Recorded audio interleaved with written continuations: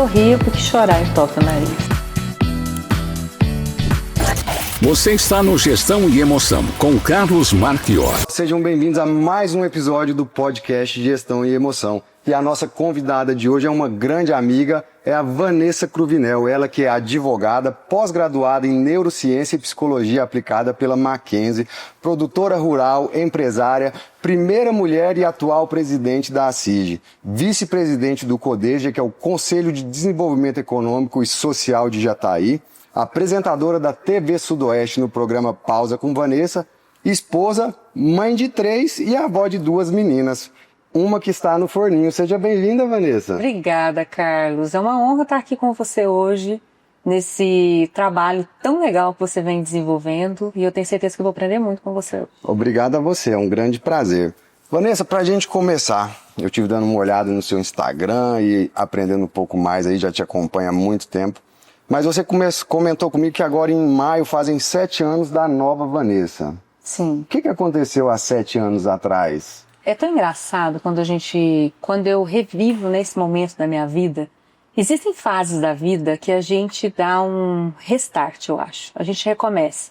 E fases que marcam, como, por exemplo, na época da adolescência, a menina quando completa 15 anos, quando você se casa, quando você tem o primeiro filho, e quando você se encontra profissionalmente. Então são várias fases da vida que faz com que a gente cresça.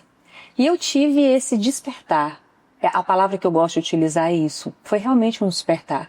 Eu tive um equilíbrio, acredito, entre o que era consciente, tangível e o meu inconsciente. Uau. Eu tive questões relacionadas à parte emocional, que muitas vezes as pessoas não gostam de falar a respeito, né? Eu tive transtorno de compulsão alimentar durante 30 anos da minha vida.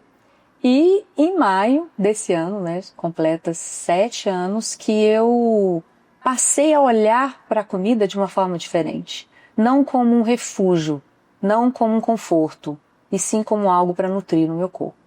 E passei a entender também a associação da atividade física como algo inegociável dentro da rotina do dia a dia. Assim como tomar banho, assim como escovar os dentes, assim como outras coisas que a gente faz de forma inconsciente. E muitas pessoas, quando eu comecei, inclusive, Carlos, comentaram comigo, pessoas próximas, né? Vamos ver quanto tempo isso vai durar. Porque durante a minha vida eu tentei buscar o emagrecimento. E dessa vez não foi. O emagrecimento foi uma consequência da mudança. Então por isso que deu certo, por isso que vem dando certo. E por isso que eu tenho certeza que todos os dias, de forma direta ou indireta, eu consigo inspirar outras pessoas a buscar isso, que também busca esse equilíbrio. E ali nos bastidores você comentou comigo que foi uma virada de chave instantânea. Foi, absurdamente. E você dormiu, acordou e já era essa nova pessoa. Exatamente. Sabe quando tem mudança de ano, por exemplo, a gente deposita tanta energia no ano novo, tudo que você não fez durante um ano, durante anos da sua vida. Mudança de ano, dia 31, esse é o último dia do ano. Maravilhoso. A partir do dia... Exatamente. Então foi basicamente isso. Só que não foi no dia 1º de janeiro, foi num dia aleatório. Foi, eu acho que no momento certo. Muitas vezes eu me questionei por que eu não tive esse despertar antes, por que eu perdi tanto tempo. Mas eu acho que não, eu acho que a construção da Vanessa até aquele momento onde ela chegou, fez com que ela tivesse consciência das suas decisões, de quanto isso poderia impactar positivamente, né, a minha vida, e foi fantástico. E a Vanessa, até aquele dia, conta um pouquinho pra gente, assim, como você chegou naquele momento, um pouco da sua história ali até aquela data. Bom, de uma forma bem resumida, eu me casei muito jovem, eu me casei com 20 anos, tive a nossa primeira filha com 21 anos, na época que eu me casei há 30, quase 31 anos, isso era comum, né, se casar muito jovem. E trabalhei com meu marido no grupo da empresa durante muitos anos, e quando nós tivemos nosso terceiro filho, eu resolvi me dedicar aos filhos, ficar realmente em casa, que é um privilégio, né? Quantas mulheres hoje fazem dupla, tripla jornada de trabalho e desejam ter esse momento, eu queria cuidar exclusivamente dos meus filhos. Mas a gente não deve se enquadrar, porque não existem padrões. Cada pessoa se identifica e se sente pertencente de uma forma diferente. E eu percebi, depois de longos 10 anos, tendo essa dedicação exclusiva, de que eu não estava feliz, eu não estava realizada daquela forma. Inclusive foi um momento, eu digo que mais conturbado da minha vida no que diz respeito a essa parte emocional mesmo. Eu descontava na comida algo que eu não sabia o que era. Mas eu não sentia que, mesmo sendo extremamente útil, porque a função da mãe dentro de casa, de educar, de acompanhar, é valiosa e demanda bastante trabalho. E os nossos filhos têm uma diferença de idade muito grande. Quando o nosso terceiro filho nasceu, a nossa mais velha tinha 12 anos. Então tinha menino em toda a fase. Mamana caducando, literalmente. Então eu entendi que não era um privilégio, mas não era para mim. Eu queria mais, eu precisava buscar mais. E foi bem nesse momento que eu tive essa mudança, que foi extraordinária, e tanta coisa veio acontecendo, e está acontecendo até hoje, em decorrência disso, de forma positiva. Eu venho aprendendo muito, e tem muito que aprender, tenho certeza. Tem uma história que você conta do vaso, que você guardava as embalagens. Como que era essa história? Na verdade é um pote. Eu ganhei de casamento, é um pote de uns 50 centímetros mais ou menos. Ele está do lado da minha cama, eu não consigo me desfazer dele. Mas as embalagens estão lá dentro. Estão lá até hoje. Estão lá até hoje, eu não consigo me desfazer. É uma coisa engraçada, né? Eu enterrei... Um amuleto, uma memória que te dá força. Exatamente, ela me traz uma lembrança de um período bem conturbado com relação à comida, sobretudo o chocolate. Mas ele está ali para me lembrar que a gente não deve se limitar a nada e nem colocar ponto final em nada. Eu estou passando essa fase, vou ficar assim para sempre. Não, deixa eu botar vírgula e seguir, continuar. E foi o que eu fiz, e ele está lá do lado da minha cama, inclusive. Eu tenho uma fala sua que eu gostei bastante, que é a questão dos 45 do segundo tempo, né? É uma analogia que você faz com a sua idade. E foi tão bacana. Você acredita que quando eu criei o meu Instagram, que eu tenho hoje, que tem o meu nome, né? Eu entendi que a gente tem que trazer a questão da nossa marca pessoal, que é Vanessa Cruvinel, mas antes, quando eu criei, ele chamava Nos 45 do segundo tempo, e era um nome extenso. Mas a minha mudança se deu de 44 para 45 anos.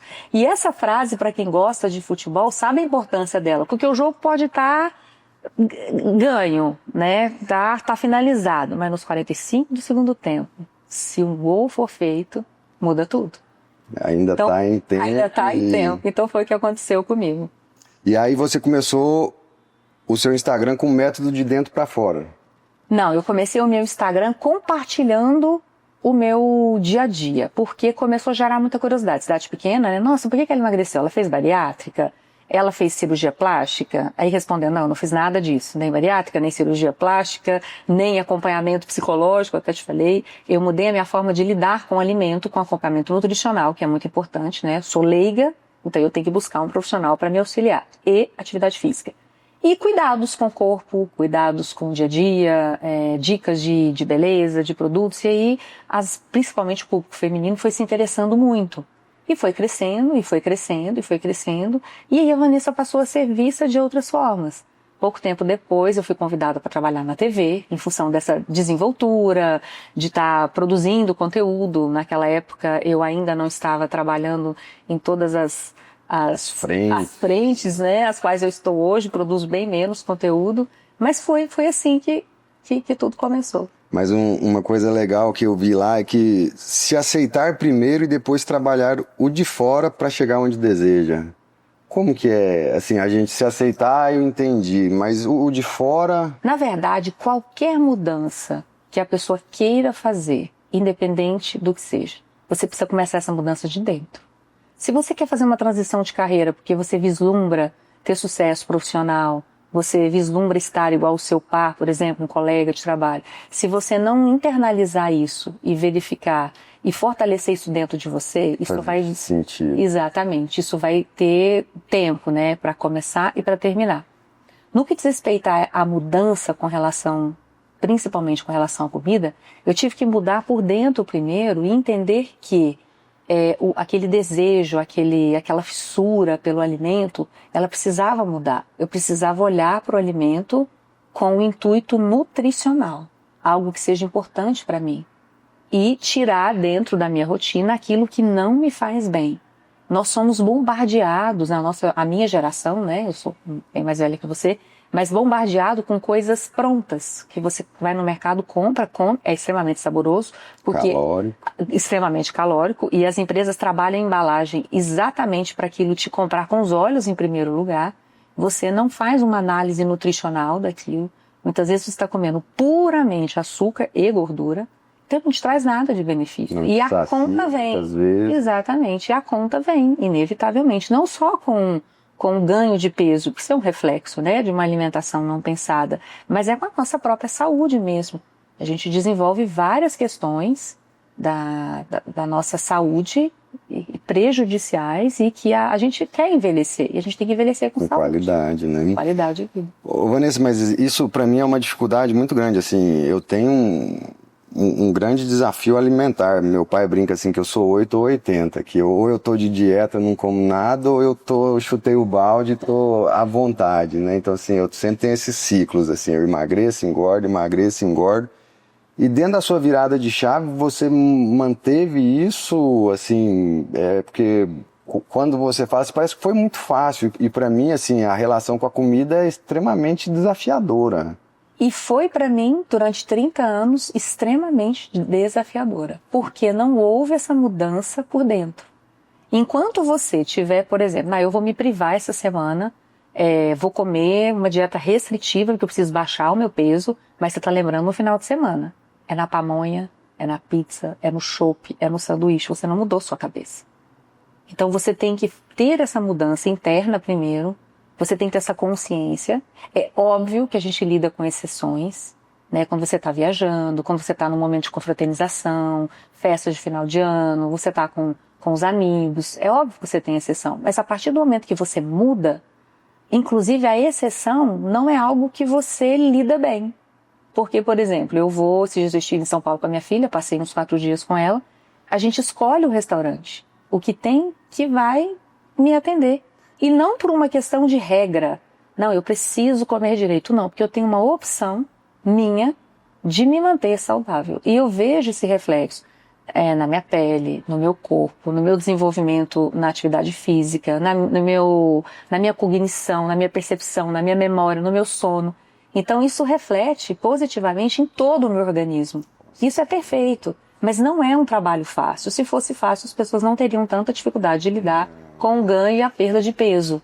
Eu não sei se são crenças, como que a gente fala, mas igual assim, a gente vai num rodízio, eu vou num rodízio, parece que a gente tem que comer ali, até falar, eu vou pagar R$150, né, Messias? No rodízio você quer comer ali para dar, né, para compensar o que você pagou. Outro problema que eu tenho aqui um pouco é meus filhos, assim, agora eu já estou aprendendo.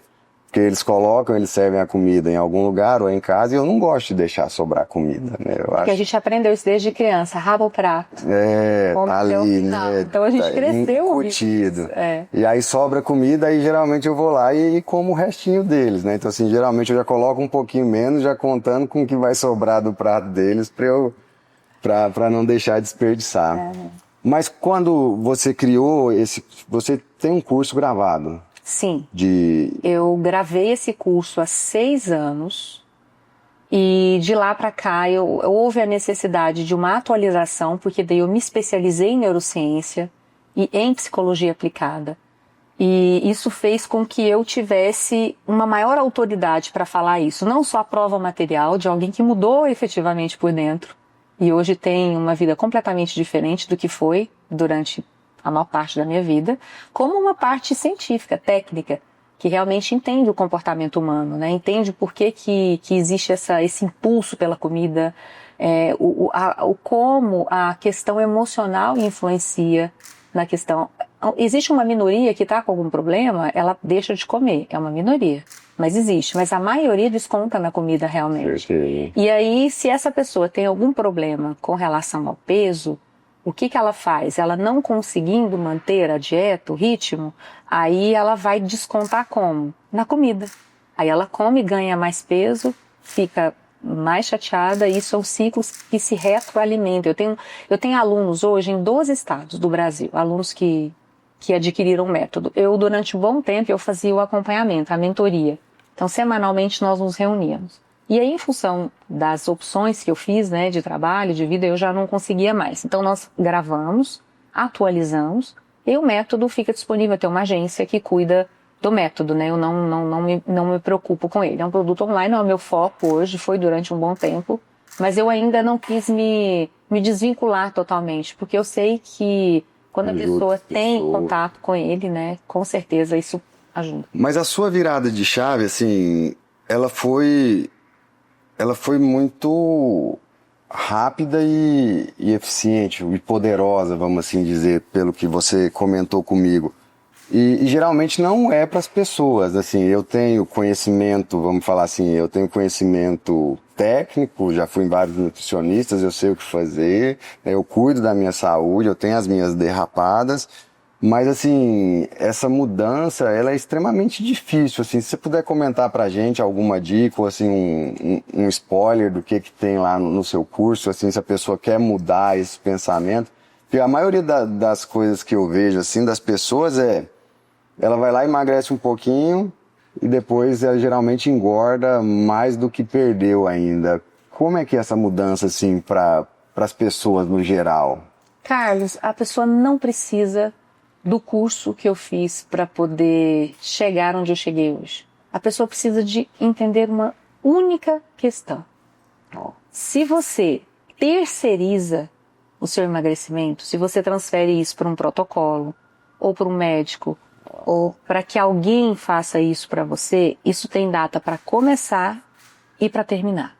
Enquanto nós não assumirmos essa responsabilidade, isso é um dever meu, sou eu que terei que cuidar de mim, sou eu que terei que fazer boas escolhas, sou eu que terei que entender a partir de agora que eu sou o reflexo das minhas escolhas, eu sou o reflexo do que eu como.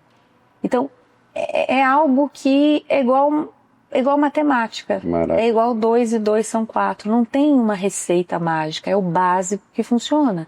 Eu não sou especialista em nutrição, eu não entendo, eu não sou uma pessoa que tem habilidades, eu vou atrás de alguém para me orientar, adequar essa dieta para o que eu preciso. Hoje a minha corrida é para não perder peso, porque hoje eu tenho uma facilidade imensa de perder peso, porque como eu treino, eu corro, eu faço musculação todos os dias, então eu tenho que comer muito mais do que eu gostaria, exatamente para não perder peso. Então o segredo é esse, não existe segredo. Mas a responsabilidade, assim, isso é a autorresponsabilidade, né? Assim, é um tema que eu gosto muito, a gente dando um spoiler também, você comentou do seu evento de, tipo, o Summit, né? A gente vai fazer um evento aqui, o Marlon, o Max, se chama 7 Vozes e um Propósito. E aí eu vou palestrar lá, ó, o spoiler aí. Que vai. E a minha palestra ela vai ser um pouco sobre força de vontade. E qual que é o desafio hoje? Porque assim, a gente tem tantas decisões para tomar hoje em dia nesse mundo moderno, né? Os grandes nomes aí como Elon Musk, como alguns outros nomes, eles falam que assim, que usam a mesma roupa para não ter que lidar com decisões triviais, para ter poder mental para trabalhar as grandes decisões, né? E aí a força de vontade, ela é igual a força muscular, assim, ela se exaure, a gente cansa, a gente vai perdendo ela. Então, assim, às vezes você se segura ali e de repente ela acabou e aí você cai ali na tentação, né? Mas um grande ponto que eu acho muito legal, que é o nome do seu programa hoje, que é a pausa. Então, assim, eu vejo em mim, quando eu caio, quando eu chuto o balde, muitas vezes eu deixo o balde para lá. E tem uma frase que eu gosto muito, que é: se você cansar, aprenda a descansar. Né? Esse descanso a gente pode colocar ele como uma pausa e não a desistir. Né? Infelizmente o que as pessoas mais fazem é desistir, né? Ou então pegar os atalhos. E você foi a primeira mulher presidente da ACID. Sim. E demorou bastante, eu acredito. A Associação Comercial completa esse ano 75 anos. Eu estou na associação como presidente há 2 anos e sempre tivemos grandes nomes de empresários aqui de Jataí que estiveram à frente da associação. E eu tenho a honra de ser a primeira mulher e durante toda a vida, qualquer pessoa que entrar na associação comercial, no nosso prédio atual, no nosso prédio novo, vai ver a foto e essa foto vai chamar a atenção. Uau. Sobretudo para a mulher, porque eu me sinto representada quando eu chego em um lugar que eu vejo que tem, por exemplo, essas mesas constituídas, né, com eventos, só tem homem, homem, homem. Isso me incomoda. Por que não tem uma mulher sentada ali? E detalhe, não por ser uma mulher, mas pela competência que nós temos. Isso é uma coisa que tem que deixar muito claro. Eu não sou a favor dessa questão de... Vou ser muito sincera, incluir uma quantidade de mulheres para ocupar... Eu acredito que nós temos competência para ocupar qualquer lugar, qualquer espaço, independente onde seja, no meio privado, na vida pública, meramente por competência. Com certeza. E estando lá, aquela foto lá, eu vou inspirar uma criança que chega lá, uma menina que ela vai se ver representada.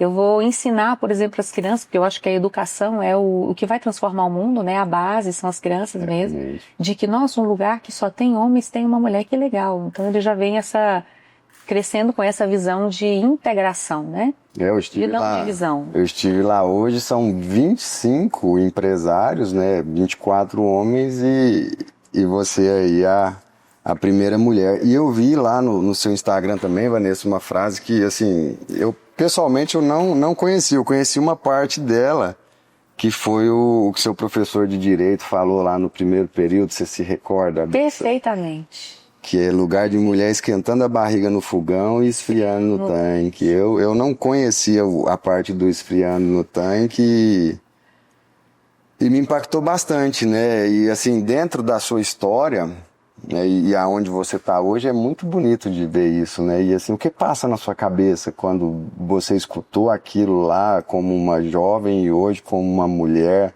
empoderada e ocupando esses cargos e tudo mais? E eu entrei na faculdade de Direito aos 16 anos. Então, quando eu escutei, eu me formei aos 20.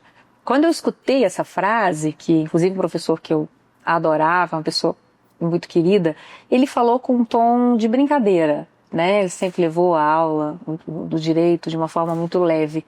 Mas aquilo incomodou a mim e a todas as mulheres que estavam ali. Como pode lugar de mulher esquentar a barriga no fogão e esfriar no tanque? Mas nós sabemos que durante séculos isso acontecia. O lugar da mulher era exatamente dentro de casa, esquentando a barriga no fogão e esfriando no tanque. Então essa mudança vem de pouco tempo para cá. Não é uma coisa que vem de séculos, né? A mulher vem ocupando o seu espaço há muito pouco tempo. E a gente sabe que esse movimento ele tende a crescer, voltando e reafirmando pela competência das mulheres. E eu acredito que esse tipo de comentário hoje, ele é extremamente mal visto em qualquer lugar que você estiver. Hoje um professor ou alguém pode fazer um comentário desse, porque ele vai ser muito criticado. Talvez não ali, talvez a pessoa não tenha até condição de falar aquilo imediatamente, até pelo momento, mas ele será julgado ali pela a consciência de cada uma das pessoas. O grande problema é assim, que como seres humanos pensantes, às vezes a pessoa não fala, mas assim, o grande ponto é ela pensar. Né? Então assim, eu acho que você comentou assim, a gente trabalhar a educação para que as pessoas nem pensem isso, né? Isso se torna uma coisa natural. O se portar, às vezes assim, dá aquela vontade de falar e não vai falar por educação, né? Mas por dentro tem esse pensamento. Eu acho que essa é a grande mudança. Mas e quando a gente fala da CIG, Vanessa, como que está hoje em termos de associados, o crescimento? Eu acompanho já há muitos anos e sempre vi assim, a dificuldade de antes, né, o crescimento lento, e de alguns anos para cá a CIG é referência estadual, nacional, não sei. Conta um pouquinho pra gente desse trabalho maravilhoso de vocês e dos meninos para trás. Eu tenho o prazer de dizer para você e de concordar com você. A CIG hoje é uma referência no estado de Goiás. Nós temos associações com um número de associados superiores a nós. Entretanto, são presidentes que ligam para Jataí para saber se seguem um projeto ou não, saber se nós implantamos ou não, porque acaba que Jataí hoje é um laboratório. Uau. E a CIG não é feita pela figura do presidente. As pessoas me veem sempre, sou eu que dou entrevista, sou eu que estou na TV, sou eu que estou no rádio, sou eu que estou na frente, participando de conselhos, representando a associação comercial. Mas a associação é feita por muitas pessoas, por dezenas de pessoas. Primeiramente pelos associados, nós temos quase 600 associados hoje. Uau. Mas, sobretudo, pelos empresários que quiseram entrar nessa jornada ao meu lado, como presidente, né, liderando esse grupo. Então, são diretores extremamente envolvidos, cada um dentro da sua especificidade, dentro da sua habilidade, seja ela contábil, seja ela jurídica, seja ela financeira, seja ela no marketing. E pessoas voluntárias, nós todos trabalhamos voluntários. Nós tiramos do bolso muitas vezes, vamos em Goiânia, a gente que arca, vamos fazer alguma coisa, não tem. Então, uma responsabilidade com a gestão desse dinheiro, né, que a gente tem, que são as contribuições dos associados. E nós temos também as nossas colaboradoras que estão ali todos os dias, lidando com o associado. Ganhando prêmios. Ganhando, é referência, né? A nossa gerente comercial ganhou 3 prêmios a nível estadual, número 1, pela desenvoltura, pela forma com que ela lida com os associados. Isso é fantástico.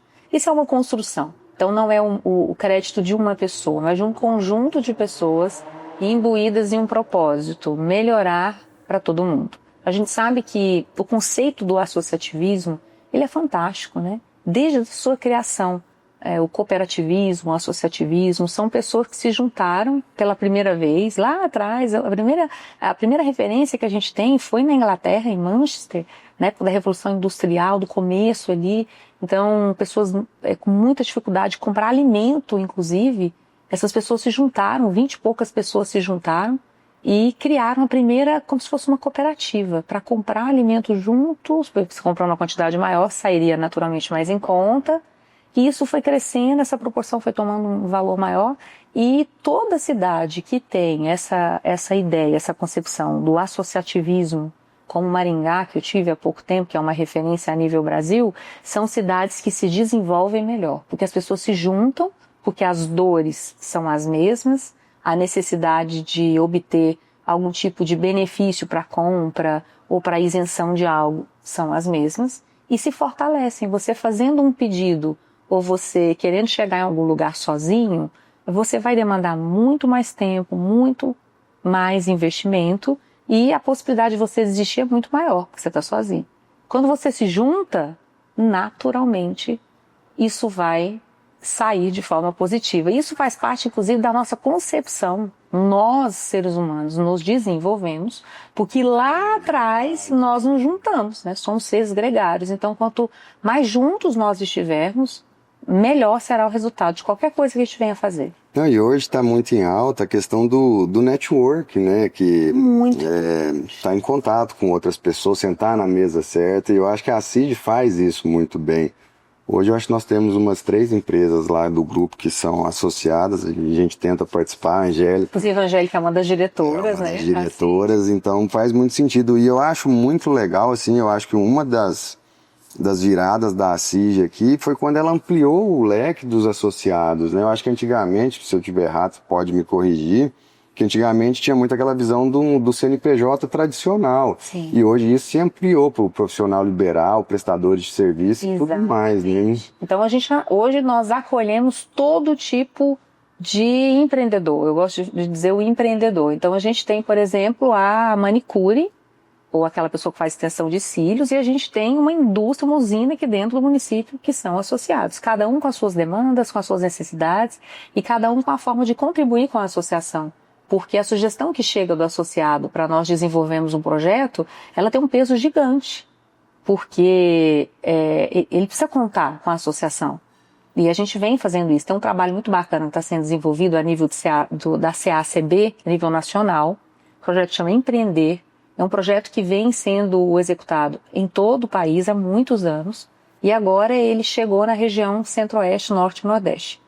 E já está em uma das 40 cidades escolhidas para abraçar esse projeto. Uau. É um projeto em parceria com a Associação Comercial e com o Poder Público, ou seja, a Prefeitura Municipal, através da Secretaria de Indústria e Comércio, onde núcleos se juntam. Então tem um núcleo das oficinas mecânicas, tem um núcleo setorial, multissetorial, que são várias indústrias, né, de segmentos diferentes. A gente vai montando esses núcleos para poder fazer o exemplo que eu te dei. Uma compra em conjunto que sai mais barato, uma aquisição de algo, uma solicitação de algo para o meio, que talvez a pessoa vai sozinha, né, a nível de estado ou a nível de município, para conseguir alguma coisa, para levar alguma demanda, é muito mais difícil do que você pegar um grupo todo que trabalha com isso, para poder levar. Então é fantástico. Eu sou apaixonada pelo associativismo. Não consigo me ver fora, em absoluto. E falando já de associativismo, a gente também tem o CODEJA, da qual você é vice-presidente, que é o Conselho de Desenvolvimento Econômico e Social de Jataí.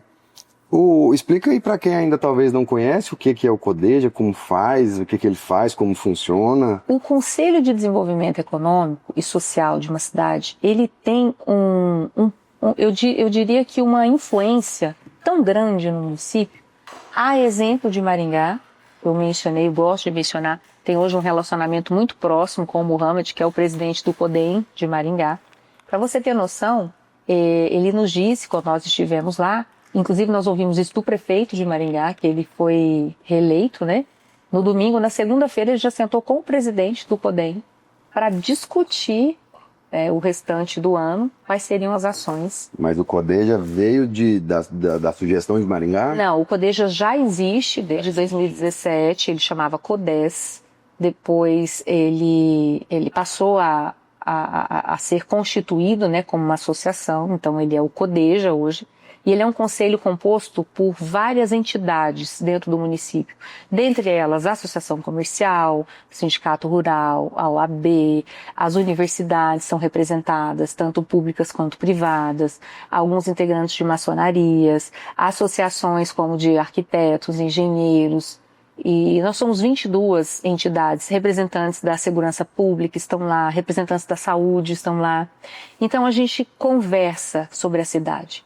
Então são pessoas também voluntárias que se reúnem em plenária mensalmente, mas nós temos as nossas câmeras técnicas, são 6, cada uma que trabalham uma vertente diferente, específica, e nós trabalhamos paralelamente.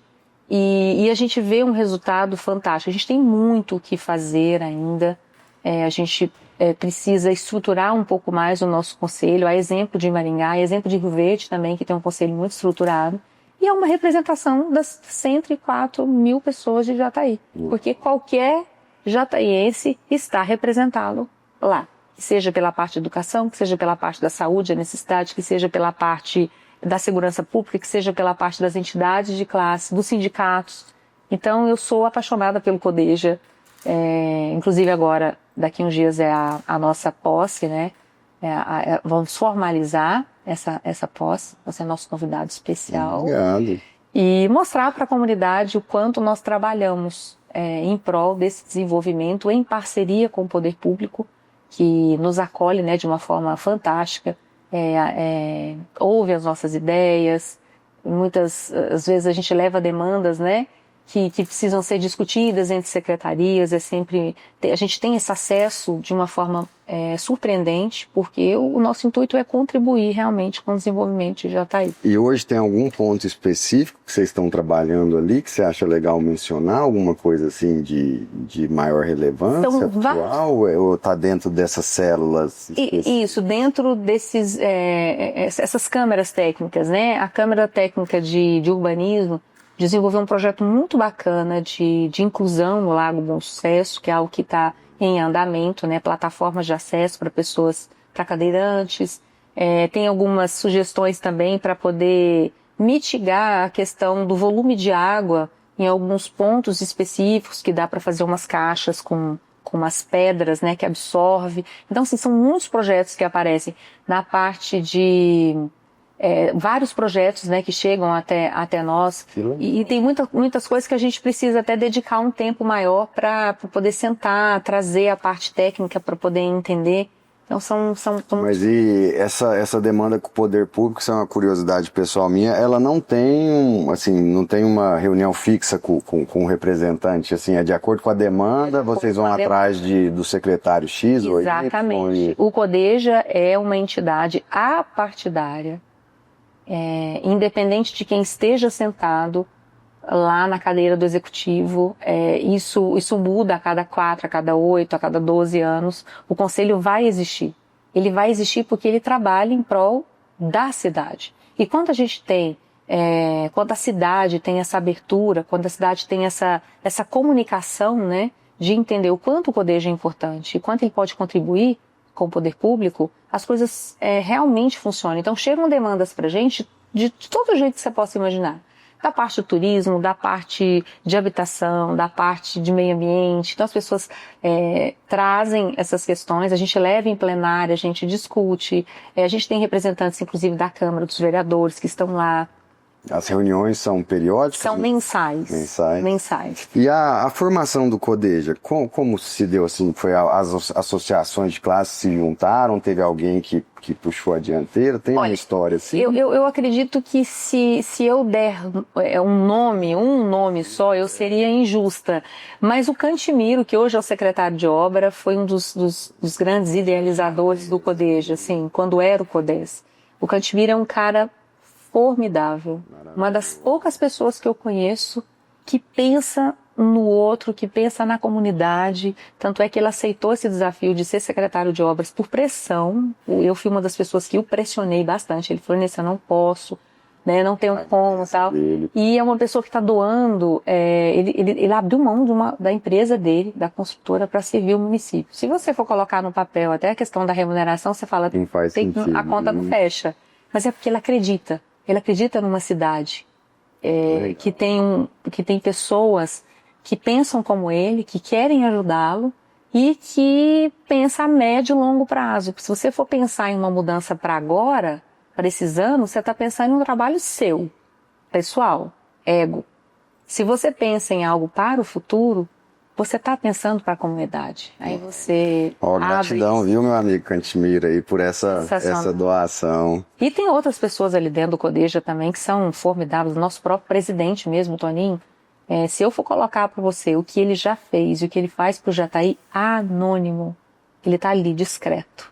Mas é a pessoa que segura a rédea e a hora que o negócio aperta, ele é que acalma, ele que é pacificador, é uma pessoa genial. Quanto eu venho aprendendo com esses meninos, viu? Que legal. E ainda tem a Vanessa apresentadora. Ainda tem a Vanessa apresentadora. Há quanto tempo já? 5 anos de programa. 5 anos. Começou nos 45 do segundo tempo. 45 do segundo tempo. Logo esses 45 foi transformador. Foi transformador. E eu tive que mudar o nome porque nós gravamos na Italínia de Mineiros. Você lembra? Uns 3, 4 anos nós fomos para Mineiros, gravamos uma sequência lá, Italínia, nossa parceira desde o começo. E aí nós estávamos fazendo check-in no hotel e aconteceu uma coisa muito engraçada. A sessão da equipe nos 45 segundo tempo, que legal. Se trata de futebol, assim, tipo em Goiás, a nível Brasil. Não é de futebol o nosso programa, é de entretenimento. Então esse dia eu falei, eu vou ter que mudar um nome, realmente. E acontecia assim, eu chegava em algum lugar, aí a pessoa falava, eu estou gravando story, estou aqui nos 45 do segundo tempo. Aí eu tenho um nome. Meu nome não é nos 45 segundos, meu nome é Vanessa. E por isso eu vi a necessidade realmente de trocar o nome do programa, Pausa com Vanessa. E foi quanto tempo de 45? Olha, você me pegou, mas eu acredito que uns 3 anos. E o Pausa veio já... Porque eu uso muito no meu Instagram a palavra pausa. Eu sempre tô com uma xícara de café e falo pausa. Ou seja, respira, vamos tomar um cafezinho, o mundo ele não vai parar, então você para.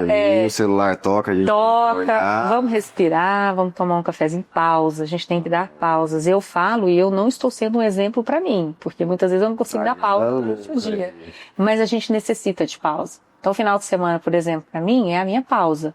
Eu não gosto de fazer absolutamente nada, eu não gosto de sair de casa. Eu preciso me reconectar comigo. E isso traz aos finais de semana de uma forma muito bacana. Você falou uma questão, só para voltar, essa questão da associação comercial. Você sabe que a gente está com um grande desafio, que é a construção da nova sede. E eu fui muito questionada desde do meu primeiro mandato com relação a esse sonho audacioso, porque ele é muito audacioso. A gente tem ali um prédio, uma estrutura bacana, é um prédio que tem quase 50 anos, mas é um prédio que não tem acessibilidade, por exemplo. Meu pai é uma pessoa que ele tem uma deficiência na perna, meu pai nunca conseguiu me visitar, e ele não vai conseguir, ele não consegue subir a escada. E isso acontece com outras pessoas também. Então houve esse desejo, e eu ouvi por várias vezes, mas olha, isso é impossível. A entidade não tem caixa para isso. É uma entidade sem fins lucrativos, como que você vai conseguir? E aí, eu vou te fazer uma citação, eu gosto muito de ler. É o meu hobby, a leitura. Eu já estou no meu 9º livro desse ano. Uau! E é uma coisa que foi adquirido o hábito, porque eu também tinha preguiça, igual muita gente tem preguiça. E algumas coisas que eu leio, eu trago para a vida, que eu aprendo muito. E essa questão da decisão, da construção da nova sede, que inclusive nós iniciaremos agora em breve, ela vem muito a ver com algo que aconteceu no final do século XIX, que eu acredito que você já tenha ouvido sobre essa história. Um médico alemão, ele se deparou com uma situação muito complicada de um jovem que tinha sido esfaqueado em um assalto, 1896. Não tinha exame de imagem, a pessoa não sabia o que estava dentro, a não ser que ela fizesse uma abertura, e esse jovem iria morrer naturalmente de uma facada no coração. E aí tem a história da primeira cirurgia cardíaca que houve na humanidade, 1896. As pessoas falavam para ele, não vai adiantar, né? Ele vai morrer inevitavelmente, é impossível. E ele falou assim, onde você vê o impossível, eu vejo uma oportunidade. E ele abriu o jovem, resolveu o problema, né, de um sangramento e salvou a vida dele, e foi a primeira cirurgia cardíaca. Uau. Então, quando eu leio algumas coisas, eu remeto ao medo que eu tenho de fazer algo, porque o medo faz parte, a gente precisa ter medo.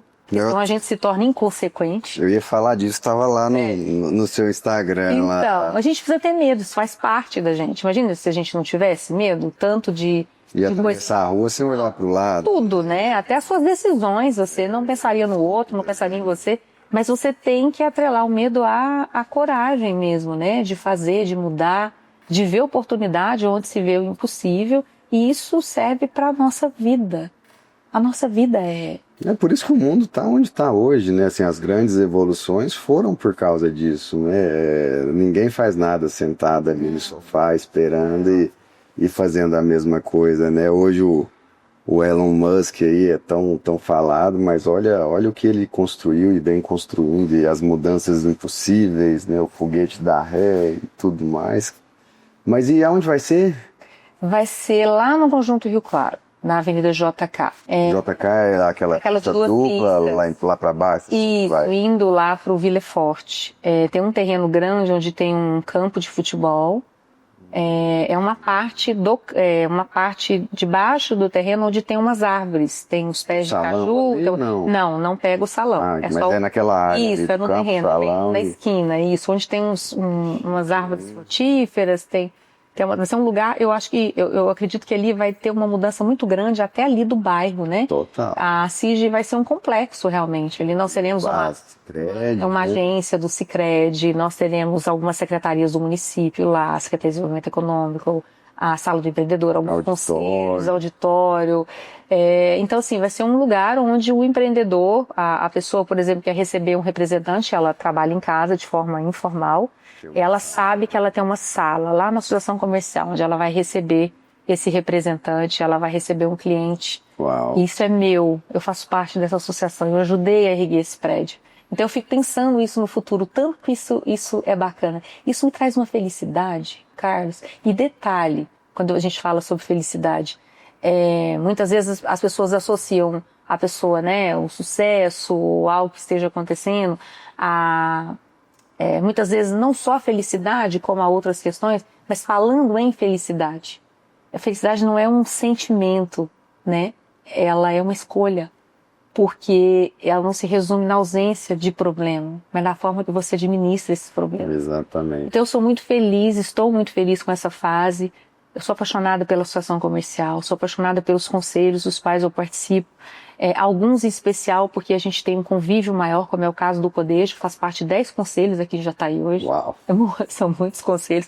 E é bom que eu entendo a cidade como um ser vivo, isso é fantástico.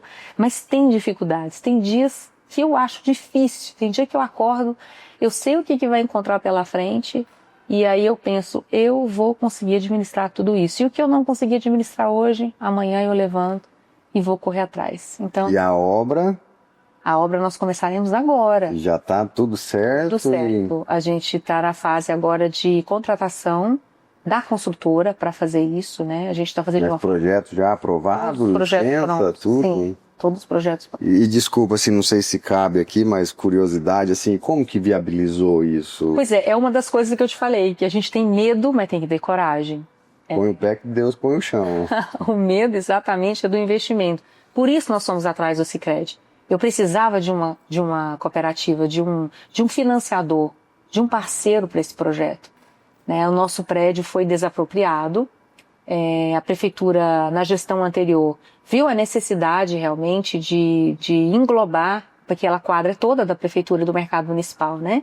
Lá no início quando eu assumi a associação comercial, foi feita uma proposta, né? Não era interessante, mas aí depois, com o intuito, né, do projeto, ele passou a ser inserido dentro do projeto arquitetônico, então houve uma desapropriação pacífica e nós temos esse dinheiro, que é uma quantidade pequena, né, não corresponde a 30% da obra, talvez, ou menos, e as ações que nós fizemos ao longo desses 2 anos, né, como eu disse e repito, né, de uma forma muito responsável, com tudo que entra dentro da associação comercial e principalmente o que sai da associação comercial, e a parceria que nós firmamos com o Sicredi, com o presidente esteve em Jataí, e nós assinamos esse termo de parceria, de cooperação.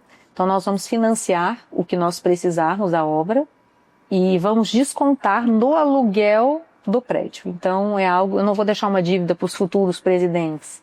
Vai ser algo já casado, nós vamos construir, se Deus quiser, e com a ajuda da comunidade, de empresários, a gente vai contar. Foi assim, eu tenho absoluta certeza disso. Assim o seu Adelino construiu o prédio 50 anos atrás, Uau. com o apoio da comunidade. Então nós faremos da mesma forma.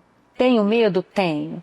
Mas a gente traz a coragem para tocar os projetos. É isso que a gente precisa. A previsão da obra? Previsão da obra, a conclusão em 2 anos. 2 anos. Pessoal, olha assim, dando um testemunho aqui do quanto é legal fazer parte disso, né? Hoje, como eu comentei anteriormente, a gente estava lá na CIG com um auditório climatizado, um espaço super agradável, pagando uma quantia simbólica, né? Simbólica. Então, tudo que a Vanessa falou, uma sala do empreendedor. Hoje, a mensalidade é um preço fixo ou ela varia de empresa para empresa? A mensalidade padrão, na maioria dos associados, é R$36. 36. Sim, porque pessoas que têm uma renda, que a grande parte dos nossos associados se enquadra, né, nessa classificação até R$300 mil, o valor é R$36 mensais. É muito pouco, né? Mas e o teto? Tem um teto também? Tem, de R$300 mil ano até 3 milhões, R$58, se não me engano. Quem tem um faturamento anual superior a 3 milhões, 170 e poucos reais, eu não sei Esse é o teto? É o teto. Para você ter noção, a Associação Comercial de Maringá, algumas do Paraná, tem algumas mensalidades que chegam a R$20 mil. E as empresas querem estar lá dentro. Uau. Pela força da associação. A associação indica, no Paraná, a Associação Comercial, inclusive indica o secretário de Indústria e Comércio do Estado, para você ver a força da associação, porque as pessoas do sul do país, eles trouxeram essa cultura da Europa, do associativismo, o quanto é importante. Agora, lá em Mineiros, né, eu tive com o André Dotto, conhece ele? Mas, presidente da ACIM, ele está com um desafio lá de fazer decolar mesmo, e é difícil, e até me dispus a ajudar ele. Eu falei, mas você tem que colar quem já está aí, é o melhor case, está do lado. E lá a mensalidade também é um pouquinho mais cara, mas faz todo sentido, assim, tem vários benefícios, né, descontos e... Não, a nossa mensalidade, se a gente fosse colocar no papel realmente, até comparar a outras entidades, né, é uma coisa, o nosso intuito é realmente somar com a comunidade. A associação só faz sentido se ela puder ajudar o associado. Só para ele recolher um valor mensal.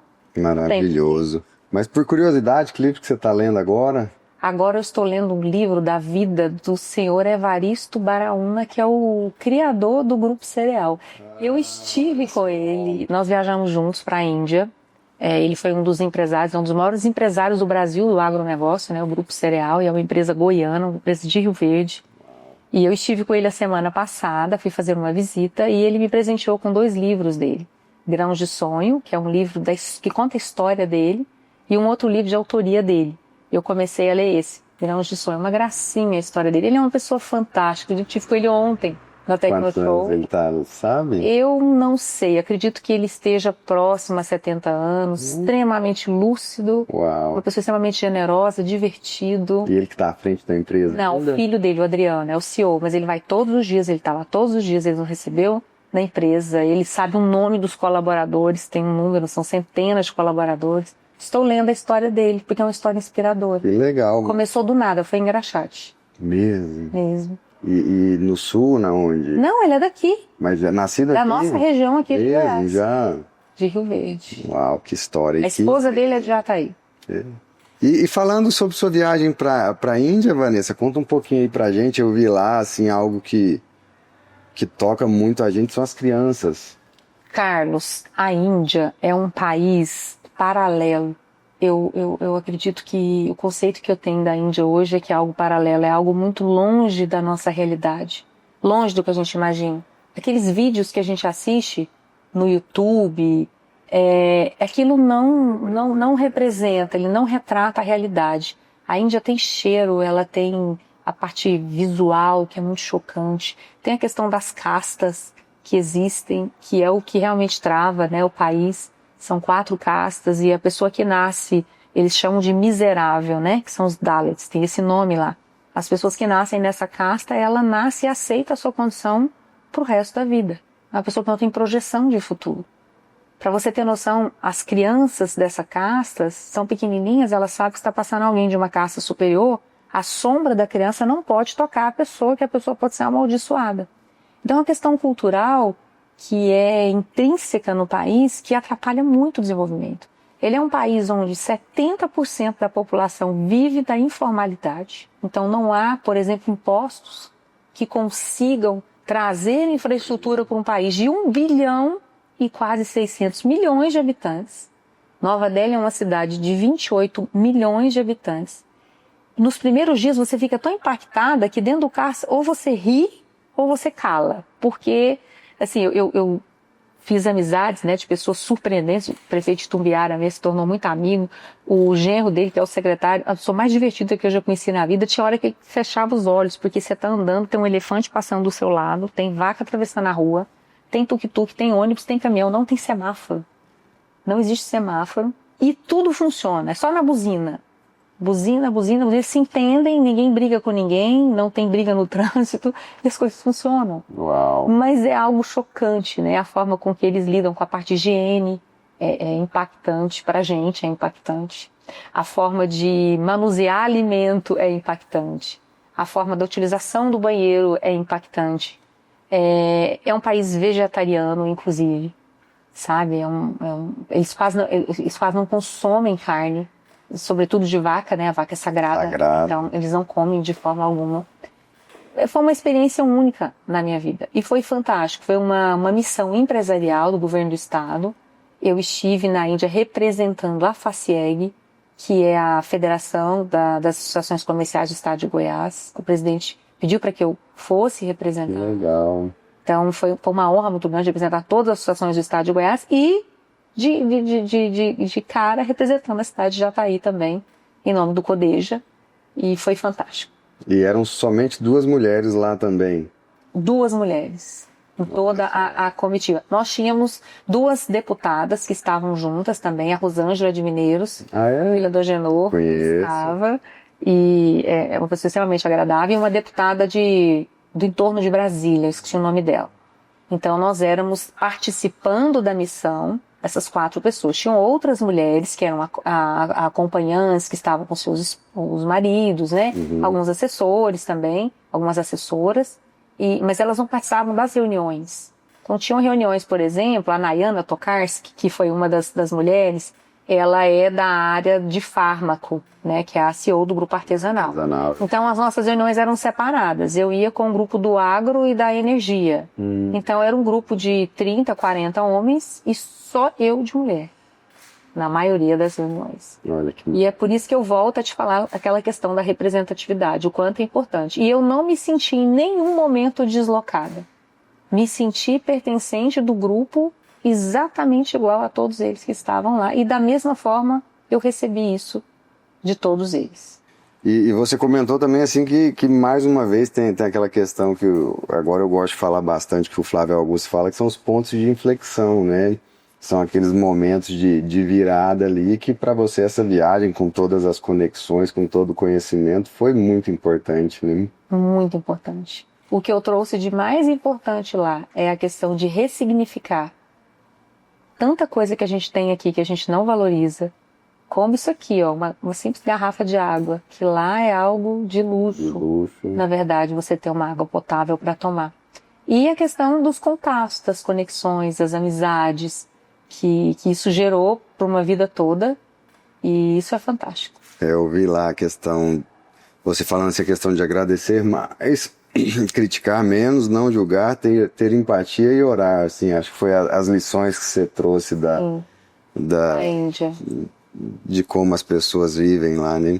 E para você que é mulher, assim, eu acho que dentro eu vi um pouco lá de todo o contexto e tudo mais, o banheiro acho que foi um dos principais desafios, porque lá, assim, eu vi algo bem, bem chocante, né? Foi um desafio absurdo, eu diria para você, assim, de um nível muito grande. Não só pelo formato da maioria dos banheiros, que é aquele banheiro turco, né?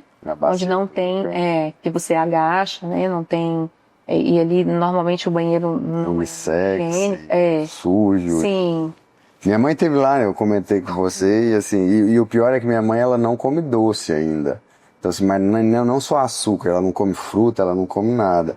E molho agridoce ela não come, então assim, a alimentação para ela foi... E lá tem muito doce nas coisas, muita pimenta, né? A comida é gostosa, a comida indiana é gostosa. Eu particularmente adoro experimentar comida diferente e eu gostei muito.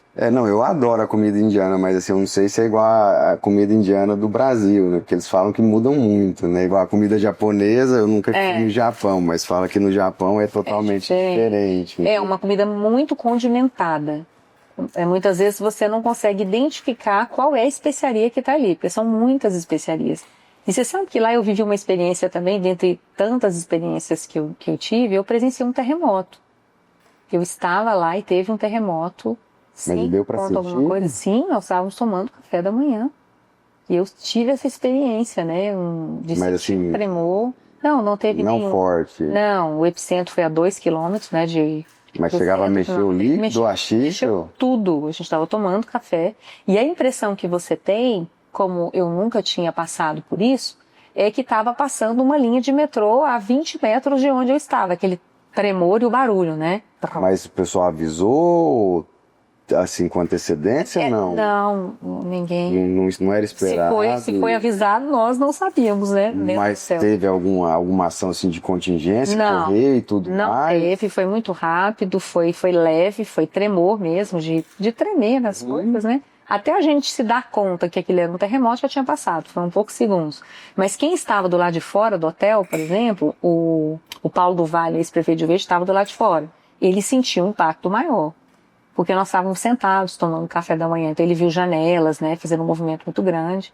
E no hotel onde a gente estava, o hotel, alguns lugares já tem uma certa estrutura para isso, e não foi algo tão grandioso, mas foi uma experiência também que eu trouxe na bagagem. Uau! Vanessa, e eu vi também que você é pós-graduada em neurociência e psicologia aplicada.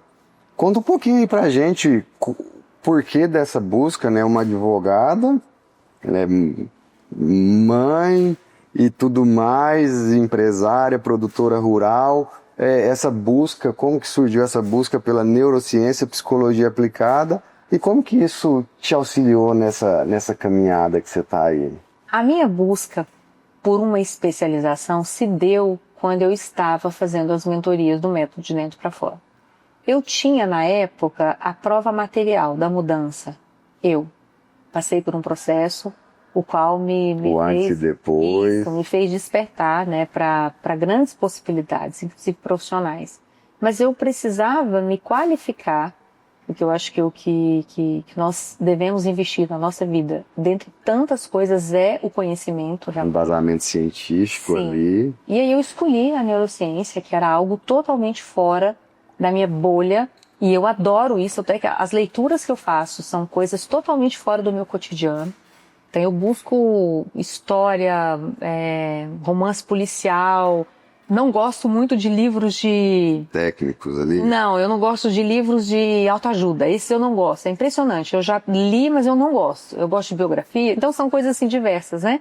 Mas eu busquei algo fora do meu cotidiano, fora da minha bolha. Eu tive uma dificuldade imensa no começo, né? A gente passa por uma prova de seleção. Eu, por ser advogada, não ser da área médica, na área da saúde, meus colegas eram residentes em neurologia, eram psicólogos, eram terapeutas. Tínhamos no grupo eu e um publicitário, de 40 e poucos alunos que não éramos, nós dois não éramos da área da saúde. Então, por exemplo, eu estudei o crânio em um semestre, entender a funcionalidade inclusive começando de uma sinapse dentro do nosso cérebro, dos nossos neurônios. Então, aquilo para mim, que eu estudei em biologia, no ensino médio, então aquilo me demandou um esforço muito grande para aprender, e isso é desafiador, é maravilhoso. Se a gente estuda, se a gente se aperfeiçoa em algo que é no nosso cotidiano, é extremamente confortável. Então, sair da zona de conforto, né, buscar algo fora, te faz crescer intelectualmente, e isso é fantástico, é o que nós temos de mais positivo, e você abrir horizontes e mergulhar num universo desconhecido, e foi isso que aconteceu. E aí, paralelo, eu fiz psicologia aplicada também, não é a clínica, é a aplicada, e me especializei na parte de transtornos, que eu acho muito bacana. Eu tive um transtorno de compulsão alimentar, então busquei entender por que isso acontece, de que forma se manifesta. O meu TCC foi em cima, né, realmente a parte da psicologia foi em cima de transtornos, e foi fantástico, cresci muito, e ainda quero, quando eu tiver como administrar o meu tempo, fazer uma outra especialização totalmente fora da minha área. Mas e fez sentido para você? Para mim foi fantástico. Eu tava vendo, assim, duas coisas. Primeiro, um livro que para mim foi um divisor de águas, é O Poder do Subconsciente. Eu não sei se... Eu não conheço. É maravilhoso, assim. Foi algo que até me fez aproximar da religião, e faz muito sentido. E um outro ponto que eu tava vendo lá no seu Instagram também foi uma definição de inteligência emocional que você colocou lá, você se recorda? Qual delas? Vou falar aqui, ó, desculpa se eu... É a capacidade de dizer para alguém irá de tal forma que as pessoas fiquem entusiasmadas com a viagem. Se recorda, não? Não. Eu achei, vi lá. São posts mais antigos. Eu fui lá no final, lá, mas assim, achei maravilhoso, não conhecia, e eu acho que a gente precisa de dar essa leveza, né? E também uma frase sua: somos potências individualizadas. E essa frase é minha. Eu vi lá, autoria Vanessa Cruvinel. Somos, cada um de nós, potências individualizadas. Você tem algo que é extraordinário, que você desenvolveu essa habilidade. Eu tenho algo que é extraordinário, eu desenvolvi essa habilidade. Outras são inatas, nós nascemos com elas. Então, por isso nós nunca devemos nos comparar, porque nós somos potências individualizadas.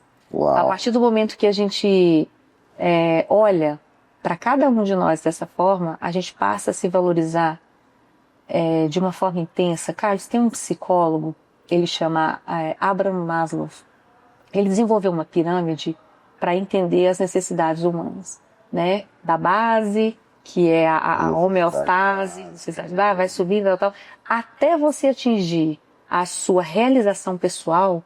Abaixo dela tem um degrau que chama-se autoestima, que vem de encontro com o que a gente está falando. Então, primeiro são as necessidades básicas, depois a segurança, depois é pertencimento, depois vem a autoestima, e só depois a realização pessoal. A autoestima é algo tão importante que vem de encontro com o que nós estamos falando, porque quando eu falo de autoestima, você lembra de quê? Imediatamente, sem pensar muito, de cuidado, talvez, de estar bem vestido. Eu ia falar de bem-estar aqui, é porque eu tô com tava com isso na cabeça já. A gente não para entender o conceito de algo tão importante, que seria a barreira para você atingir a sua realização pessoal.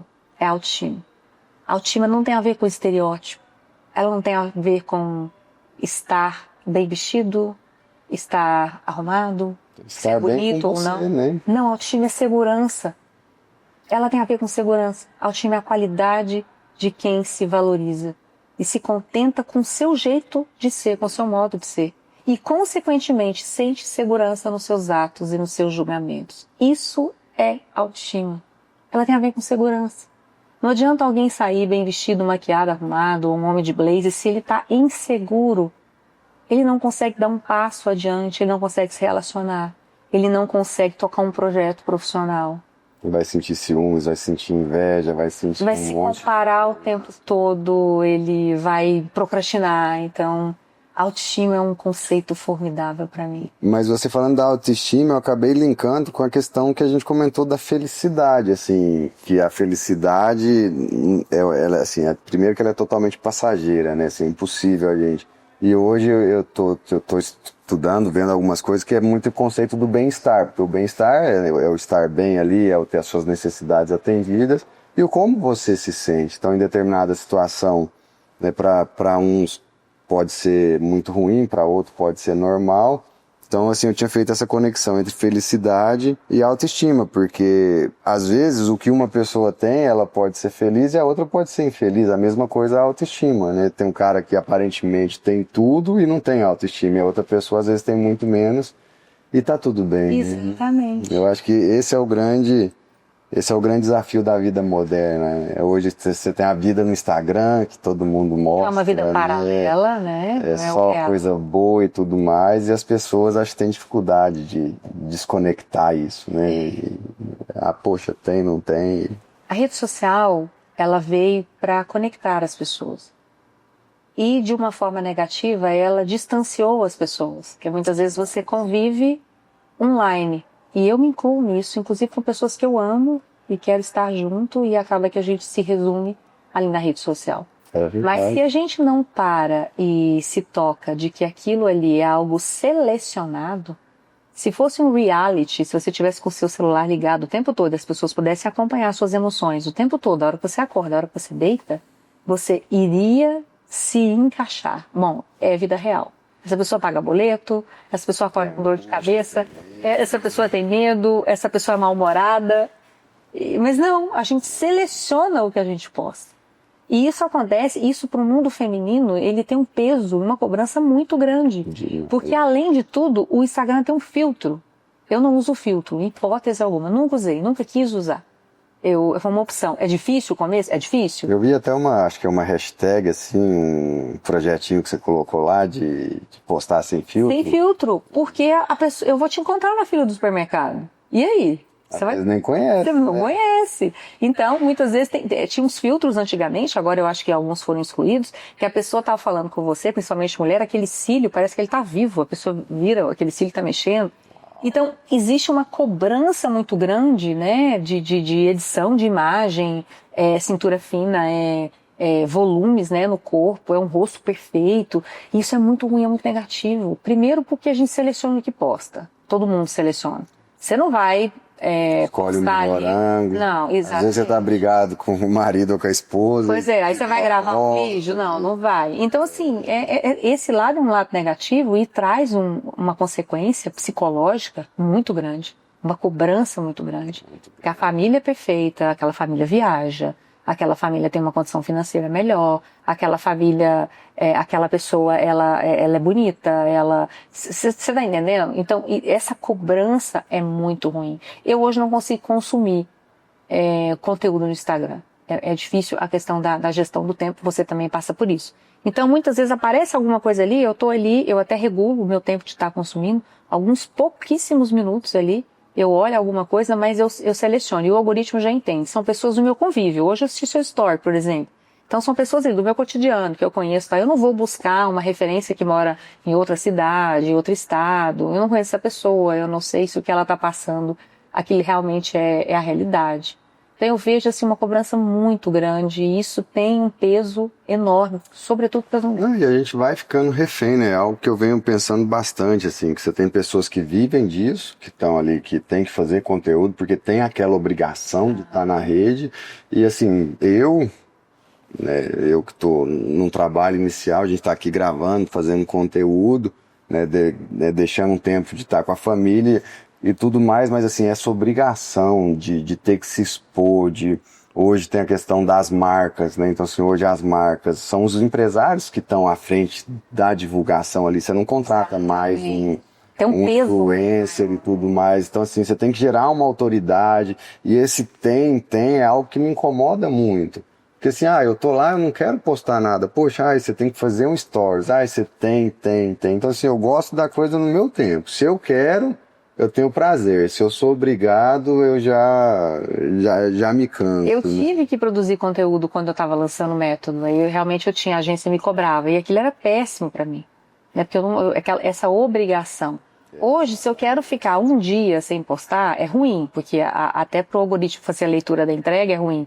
Mas se eu quiser ficar, eu fico. Se eu quiser acordar no domingo de pijama, piranha no cabelo, ter uma coisa engraçada ali, eu quero postar, vou postar, eu não estou preocupada. Se olhar, não estou bem no ângulo. Né? Faz sentido, é vida real. Eu acho isso fantástico. Acho isso fantástico. E como que você consegue conciliar esses diversos papéis? Mãe, esposa, avó, empresária, apresentadora, produtora rural, né, membro aí de diversos conselhos. Conta aí pra gente um pouquinho. E assim, quero já expressar o meu respeito, né, assim, a minha admiração por você e por todas as mulheres que tem a minha esposa em casa, assim, e eu sinto a pressão que ela tem, que é diferente, eu acho, do homem. Porque o que você falou, vem de séculos essa questão da mulher ficar em casa, então a mulher ela tem que ser uma boa mãe, ela tem que ser uma boa esposa, e ela ainda vai trabalhar, e às vezes isso... né, faz a gente dar uma pirada aí, né? Com toda certeza. E eu vou te falar uma coisa. Não é fácil. Mas você sabe o que eu aprendi a fazer? Eu não concluí esse aprendizado, eu venho aprendendo. Construção. É uma construção, fazer gestão do tempo. Eu sei que, inevitavelmente, uma coisa ou outra eu terei que sacrificar durante o dia. Algumas coisas são inegociáveis, para mim, no que diz respeito principalmente à minha saúde. O autocuidado é um ato de amor próprio imenso. Quem vai cuidar? Quem vai preocupar comigo? Sou eu. Você. Sou eu. Então, é claro que isso para mim, é algo extremamente importante. Eu estar em paz com relação à minha consciência é outro fator extremamente importante. Eu falo. E, infelizmente, eu percebo que eu venho falhando com a minha família. Porque todos me apoiam. Todos me apoiam. Sabe que eu estou feliz, sabe que eu estou realizada, fazendo um trabalho voluntário, mas eu estou realizada. Então, muitas vezes eu sacrifico aquele momento, eu tenho uma reunião à noite, eu saio muito cedo em casa. Uma viagem, uma necessidade de uma viagem. Tento compensar no final de semana. Mas a partir do momento que eu fiz um compromisso com a minha sociedade, com a minha associação, com a comunidade onde eu vivo, e eu sei que é por um tempo, né, eu quero doar um tempo para isso, eu vou me organizar, fazer essa gestão do tempo. Realmente é um planejamento, eu tenho um planejamento da minha semana. Eu faço uma revisão no domingo de tudo que eu tenho que fazer para eu poder ter uma noção para me organizar e tocar. Então eu não sou um caso isolado. Existem centenas de milhares de pessoas que convivem com isso todos os dias. E eu tenho algo que eu vejo como lado positivo. Eu não tenho criança mais em casa. Porque a mãe que tem criança em casa, pequena, que depende para o banho, para a comida, para a tarefa de escola, doente, que fica doente e que precisa realmente trabalhar fora, essa tem toda a minha admiração. São fases, né? São fases. Eu passei a minha. Estive em casa, estive com os meus filhos, passei a minha fase. Tenho recordações, tenho lembranças maravilhosas. Falhei, óbvio, né? Nós não somos perfeitos, mas eu fiz o que eu pude e com todo o amor possível. Mas administrar o tempo é sempre ter que sacrificar algo. Você tem que colocar na balança o peso daquilo. E você sabe que mais dia, menos dia, a conta vem. Bem. E por isso que eu cuido da minha saúde, por isso que isso é tão importante, porque é uma das coisas que a gente perece, primeiramente, com a nossa saúde. O grande ponto, eles falam muito assim, né? Como que eu vou ajudar alguém se eu não estou bem, né? Eu acho que... Eu tenho uma energia hoje, que se eu for te contar, se a gente pudesse mudar, mensurar em volts, eu acho que eu seria bem acima da média. Eu tenho energia mesmo. Eu me vejo com a energia que eu tinha quando eu tinha 20 anos de idade. Uau. 18 anos de idade. Energia, eu acordo disposta, eu quero fazer, como eu te disse, tem dias difíceis, tem dia que eu fico bem contrariada com certas situações, tento gerir as minhas emoções para as coisas fluírem, sinto medo, sinto vontade de desistir, poucas vezes eu sinto, mas tem hora que eu falo, por que eu comecei isso? Faz parte. Faz parte, é normal, é vida. Mas estou feliz.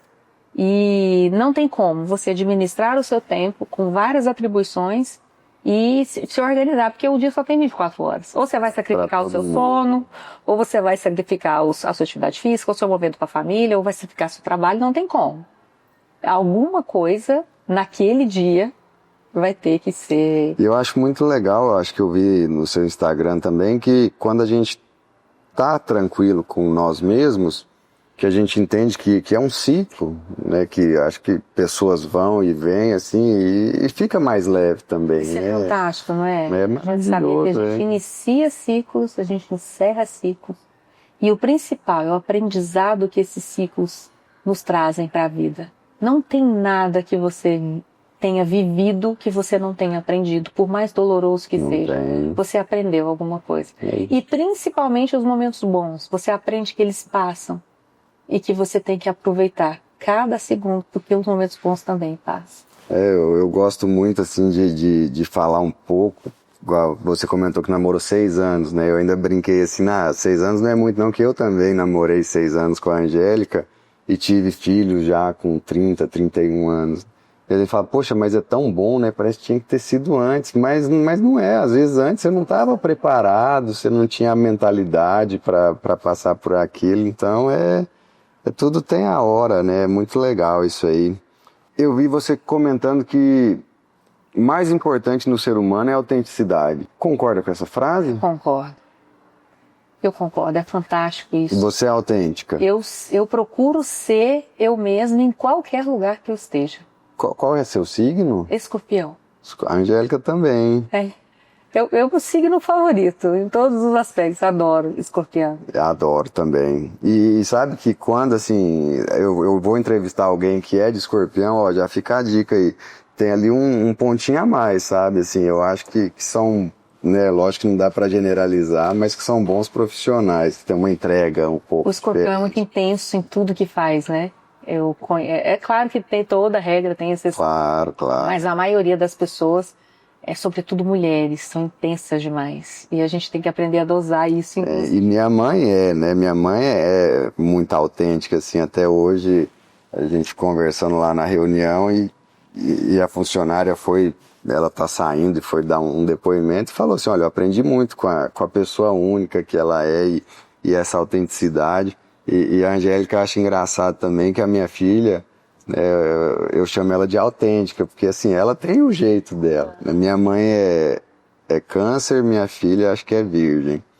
Mas é uma figurinha, assim, é maravilhoso. E eu acho que tem um livro, não sei se você já leu, acho que eu já falei dele várias vezes aqui, que chama Normose. Que eu já vi, mas eu não li.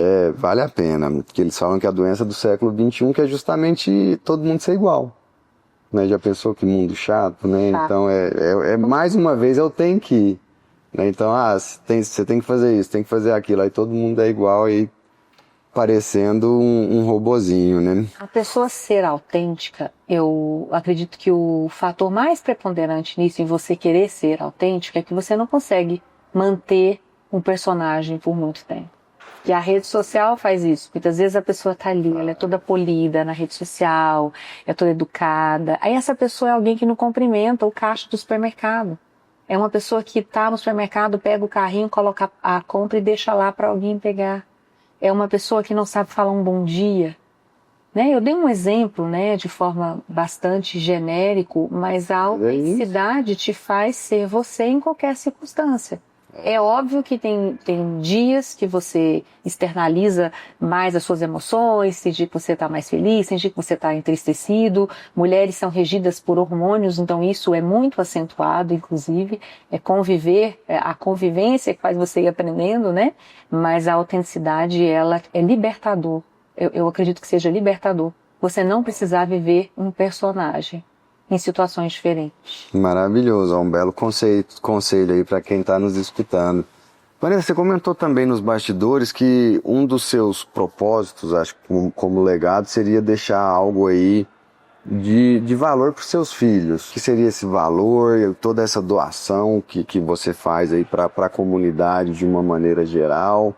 Carlos, quando você pensa em filhos, a gente sempre lembra da questão financeira, né? Eu vou trabalhar para deixar algo para os meus filhos, a gente cresce ouvindo isso, a gente se forma, a gente trabalha, a gente constitui família pensando nisso. Mas o dinheiro acaba, ele por uma necessidade ou por uma falta de gestão. Mas o que você deixa de legado, o que você deixa de exemplo, isso fica para a vida toda. Nós temos exemplos durante a história, a construção da humanidade, de pessoas que não deixaram coisas materiais, mas deixaram exemplo de persistência, de revolução, de exemplo mesmo. Então, o que eu quero deixar para os meus filhos é isso. E duas coisas pontuais, que não existe diferença entre gêneros. Mulheres e homens podem ocupar espaços nos mesmos lugares. Mulheres e homens têm as mesmas competências. E eu digo a você que mulheres têm mais habilidades em vários aspectos. Isso é inato da mulher, porque a nossa própria evolução fez... Hoje fala muito das soft skills, hard skills, né? Acho que vocês são boas aí em tudo mais. E então eu vejo que tudo que a gente faz na vida, né? Que a gente pega, né, nesse ponto de entender que cada um tem uma construção, uma formação. E quando você pensa em deixar algo para os seus filhos, né? Lembrando, homens e mulheres, não há diferença alguma. E a outra questão muito importante é a questão não tem idade para a gente começar nada. Não tem idade para você começar do zero, para você viver um grande amor, para você fazer uma reestruturação da sua carreira, para você voltar a estudar, para você passar a cuidar do seu corpo.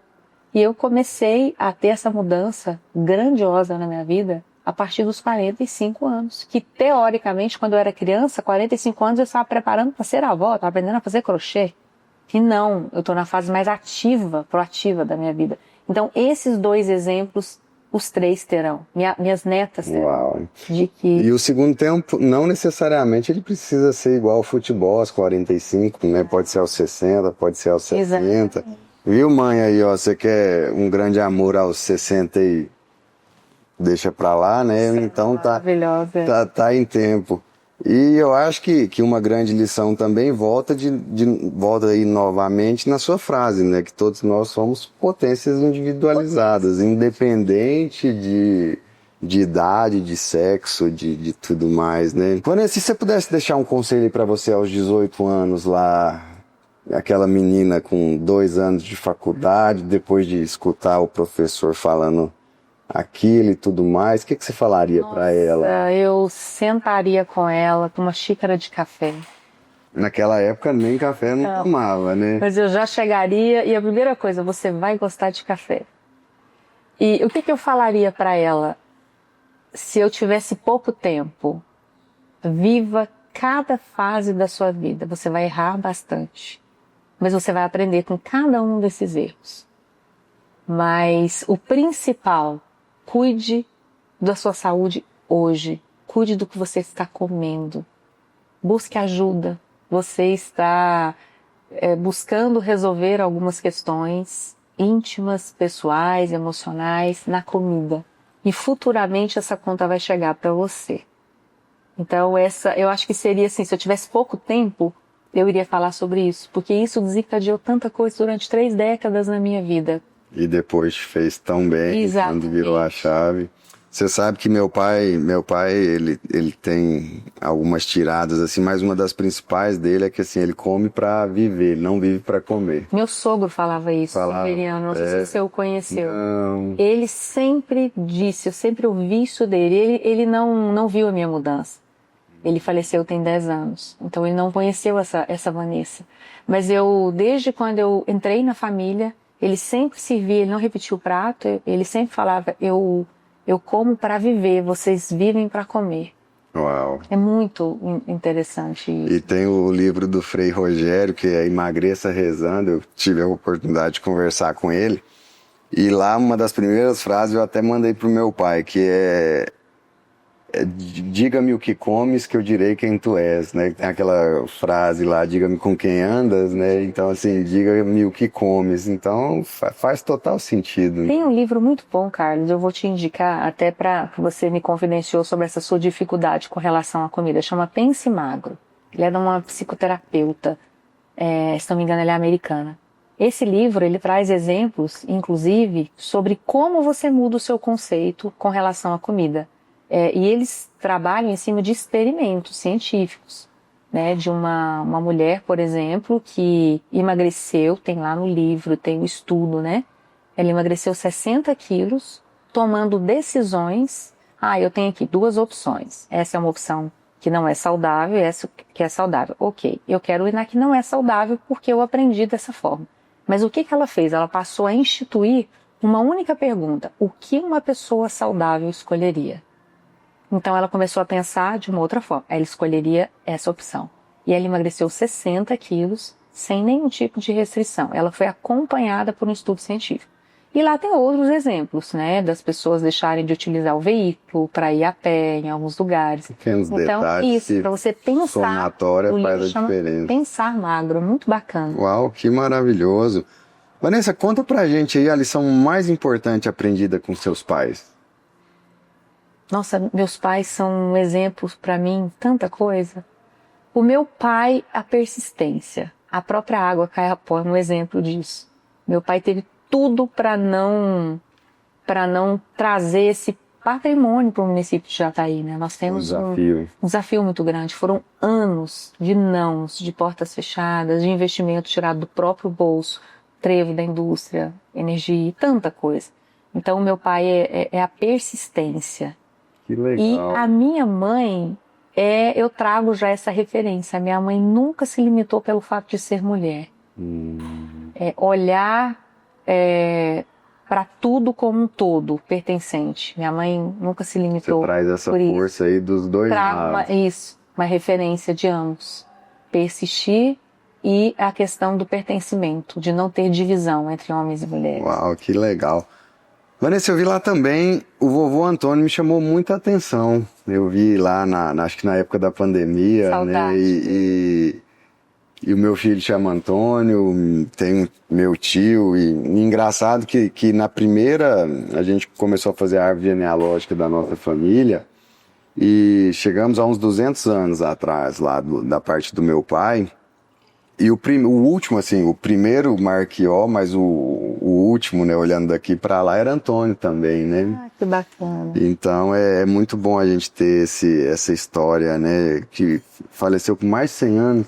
Meu avô completou 100 anos, inclusive esse final de semana seria aniversário. Meu avô completou 50 anos, dia 5 de abril de 2020. 100 anos, perdão. 100 anos, no dia 5 de abril de 2020, no ápice da pandemia, onde nós tínhamos, inclusive, restrição por decreto de aglomeração. A gente não poderia aglomerar em hipótese alguma. Como meu avô estava sozinho, em casa, 100 anos, nós pegamos uma autorização. Eu me lembro que eu liguei até para o Ricardo Assis, ele era o procurador do município, peguei uma orientação, porque nós queríamos que meu avô se sentisse amado. Ele morava ali na Rio Claro, numa sacadinha, e aí nós combinamos, todos os netos, os filhos. Meu avô morreu completamente lúcido, consciente, e caminhava. Ele parou de caminhar por causa da pandemia. E aí nós nos reunimos embaixo, de máscara, chamamos. Quando ele chegou na nossa casa, estavam todos os netos, todos os filhos, bios, né? Eu te falei ele não. E cantamos parabéns para ele. Foi uma coisa marcante na minha vida, o quanto ele ficou feliz. Eu vi o vídeo, maravilhoso. E ele faleceu, infelizmente, ele faleceu 1 ano e meio depois de Covid. Meu avô extremamente saudável, sim, ele tinha uma cuidadora, a gente evitava muito visitá-lo, mas por algum motivo alguém levou e ele muito velhinho, né, nunca teve nada, mas um corpo já de 101, quase 102 anos, né? Mas hoje ele está lá olhando pela em gente. paz. Foi uma referência, uma pessoa com uma história de vida fantástica. Meu avô era fantástico. Que bênção. Obrigado por compartilhar essa linda história aí com a gente. Meu avô, hoje eu tenho meu avô e minha avó, ele tá com 90, 92, ele é médico lá em Mineiros, ainda trabalha. Que bonitinho. E minha vovó tava até com pneumonia lá. Dr. Carlos. E tá lá trabalhando ainda. E ele fala que trabalha mais que todo mundo, porque os médicos chegam sexta-feira à tarde, já tá num sexto ali, ele tá lá, e bate cartão certinho. Deus abençoe. Amém. Vanessa, aqui a gente já tá quase chegando ao final e tem aqui um momento Marília Gabriela. Eu vou te falar uma palavrinha aqui e você me devolve aí com algo que venha à sua mente aí, um sonho. Entregar a associação comercial como ela merece para a comunidade de Jataí. Ó, tá no caminho. Tá lindo. Um medo. De desistir de qualquer coisa. Jamais. Um filme. Se eu te falar, você não vai acreditar. Adoro filme infantil. Qual? Adoro Rei Leão, adoro Nemo. Mas um filme que me marcou na minha adolescência. Feitiço de Áquila. Eu não sei se você se lembra. Mas Áquila da mitologia mesmo, não? Eram duas pessoas que se amavam e não podiam se encontrar. Teve um feitiço que foi jogado. Então ela virava, acho que era um lobo e ele uma águia, ou ao contrário. Acho que eu já vi alguma tinha, coisa. O águia. Mas é indígena, e não? noturno. Não. Não? É um filme de amor maravilhoso, antigo e que... Enquanto ainda fazia muita coisa boa naquela época, né? Pô, Um livro de cabeceira. Arte da Guerra. Arte da Guerra. Você já viu a historinha lá do Arte da Guerra, Messias? Que o general chegou lá, o sultão, rei, não sei como é que fala lá, chegou lá e falou, mas eu quero conhecer esse cara que tá fazendo tanta mudança, e aí tava lá com as concubinas lá, como que chama, né? Acho que é concubina lá, um monte de mulher sentada lá. E ele falou, vou dar um comando, todo mundo fica de pé. E ele, sentido! Aí ficaram rindo lá e ninguém levantou. Aí ele perguntou qual que é a preferida do rei lá, do sultão. Foi lá, cortou a cabeça dela. Aí na próxima vez o comando ele deu, todo mundo levantou. É um livro muito, muito reflexivo. Né? E você tem que lê-lo em momentos diferentes. Eu li a Arte da Guerra há 18 anos. E fiz uma releitura agora com a cabeça totalmente diferente. Com certeza a gente muda, né? Se você pudesse jantar com qualquer pessoa do mundo, quem seria? Nossa, eu queria um banquete para reunir várias pessoas, mas não seria uma celebridade. Eu acho que eu me sentaria com uma das minhas avós. As duas Marias. Eu acho que elas sentiriam muito orgulho. As Marias já vêm das avós, então? Materno e paterno. Foram duas mulheres sensacionais. Muito além do tempo. Porque aí são as duas Marias suas, as duas netinhas. Filhas, as duas netas. Todas. Vamos? Sim, é um nome muito forte. Que lindo, adoro Maria. Minha filha chama Ana, assim, que eu acho o nome também Lindo. bem tradicional. Mas você sabe, essa pergunta eu coloquei ela aqui depois que eu vi um videozinho na internet que o pessoal pergunta para os pais com quem que eles queriam jantar, não sei se você viu aí. Já.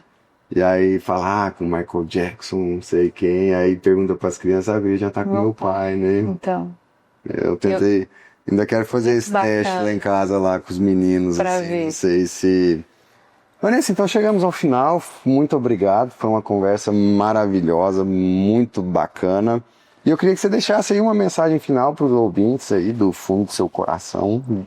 Bom, sou eu que agradeço, foi um momento muito especial. Eu nunca participei de algo que pudesse fazer uma retrospectiva da Vanessa de uma vida toda.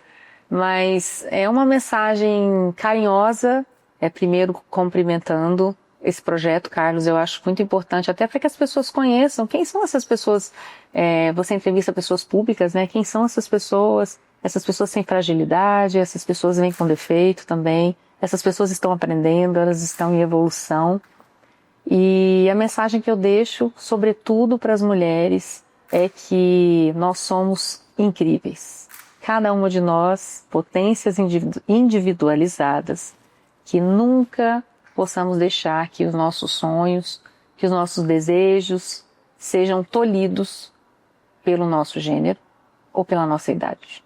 Que sempre é tempo de começar, de recomeçar, de aprender, de somar, de contribuir. Essa é a mensagem especial que eu deixo. Muito obrigado. E fazendo só uma pontinha aqui ainda antes de terminar, que legal isso que você falou, assim, da gente conhecer essa história, porque a gente não imagina o que aconteceu, o que as pessoas passaram, e isso me veio de uma sugestão do meu RH aqui, que a gente fez em uma reunião, que foi os nossos gestores, né, e quem estiver ouvindo aí faz muito sentido, os nossos gestores contar a história de vida deles.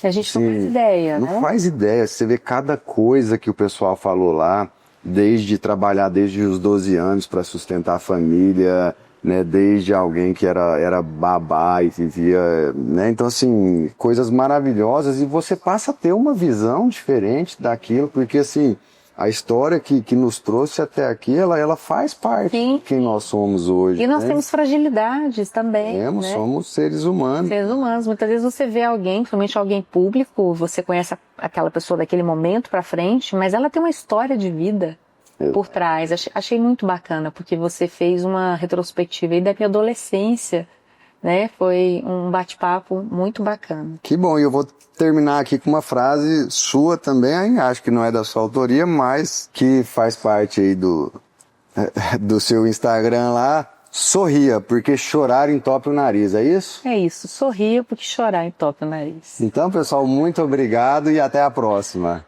Até, pessoal.